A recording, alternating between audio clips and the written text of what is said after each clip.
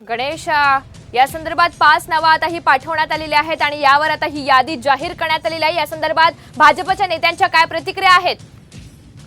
नक्कीच ज्या पद्धतीने जातीच्या समीकरणावर विशेष करून तर ह्या विधान परिषदेमध्ये आहे तो भर दिलेला पाहायला मिळतोय। कारण की मराठा आणि ओबीसी आणि शेतकऱ्यांचा आहे, कारण की आगामी विधानसभा डोळ्यासमोर ठेवून खरं तर ह्या सर्व नावं आहेत ती समोर आलेली पाहायला मिळतात। कारण की पंकजा मुंडे हे एक ओबीसी चेहऱ्यातलं एक महत्त्वाचं नाव होतं, मात्र मराठा आणि ओबीसीच्या वादामुळेच कुठेतरी पंकजा मुंडेंचा पराभव आहे तो लोकसभेमध्ये झाला होता आणि त्यामुळे कुठेतरी पंकजा मुंडेंचं पुनर्वसन करण्यात यावं अशी मागणी गेल्या अनेक दिवसांपासून भाजपच्या गोटामध्ये होती।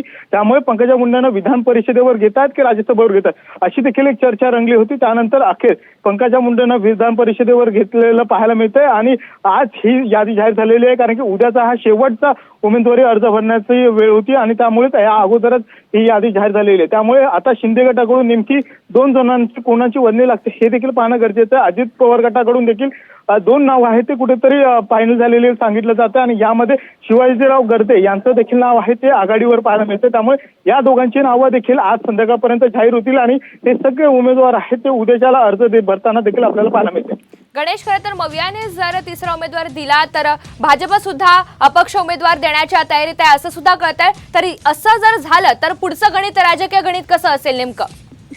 नक्कीच ज्या पद्धतीने मव्याने ह्यामध्ये जर तिसरा उमेदवार दिला तर भाजपला कुठेतरी मतांची फोडाफोड करावी लागणार आहे। कारण की जर मव्याचा तिसरा उमेदवार निवडून आणायचा असेल तर महायुतीचे काही उमेदवार आहेत ते फोडावे लागणार आहेत। कारण की गेल्या काही दिवसांपासून असं देखील सांगितलं जात आहे की अजित पवार गटाचे काही आमदार आहेत ते शरद पवारांच्या संपर्कात असल्याचं सांगितलं जात आहे। जर ह्या 6 आमदार आहेत यांना कुठेतरी फोडावं लागणार आहे। कारण की आताच्या विधान परिषदेसाठी 72 चा कोटा आहे मतदानाचा आणि त्यामुळे हे 72 मतं गोळा करायचे असतील तर महाविकास आघाडीला आहेत ते महायुतीतले 6 आमदार आहेत त्यांना फोडावं लागणार आहे। त्यामुळे हे आमदार फोडतात का हे देखील पाहणं गरजेचं आहे। कारण की 2 वर्षापूर्वी असाच एक प्रसंग घडला होता आणि त्यामध्येच ही फुटाफुटी झाली होती आणि त्यानंतर एकनाथ शिंदे खरं तर मुख्यमंत्री झालेले पाहायला मिळाले आणि त्यामुळे या देखील आता या विधान परिषदेमध्ये खरंच ही बिनविरोध होते का भाजपकडून एक 6वा उमेदवार दिला जातोय का अपक्ष म्हणून का महाविकास आघाडी देखील आहे ती कुठेतरी शेकापचे जयंत पाटील यांची देखील टर्म संपते आहे। त्यामुळे शेकापचे जयंत पाटील यांना राष्ट्रवादी आणि ठाकरे गट हे दोघजण पाठिंबा देत आहेत का हे देखील पाहणं गरजेचं आहे। कारण की भाजप काँग्रेसकडे एक मताचा कोटा आहे तो पूर्णतः पाहायला मिळतोय।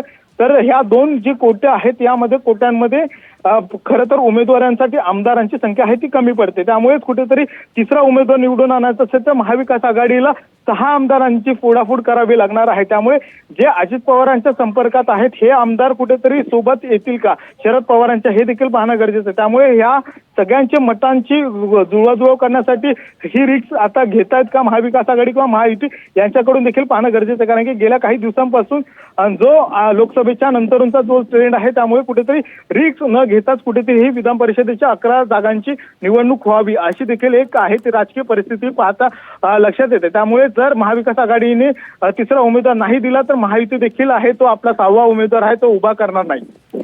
गणेश, महायुती एकत्र असल्यामुळे हा प्रश्न माझ्याकडून विचारला जातोय। या संदर्भात शिंदे गट आणि अजित पवार यांच्या राष्ट्रवादीकडून कुणाची नावं पुढे येत आहेत या संदर्भात कुणाच्या नावांची सध्या चर्चा आहे?